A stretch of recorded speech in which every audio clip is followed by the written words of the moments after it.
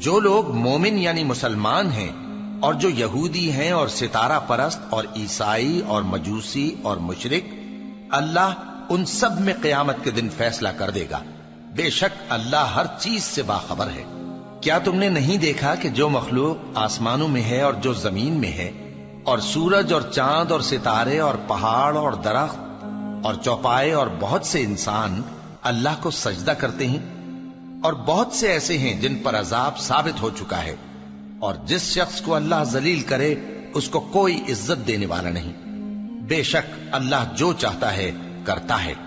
ये दो फरीक एक दूसरे के दुश्मन अपने परवरदिगार के बारे में झगड़ते हैं, तो जो काफिर हैं उनके लिए आग के कपड़े कता किए जाएंगे और उनके सरों पर जलता हुआ पानी डाला जाएगा।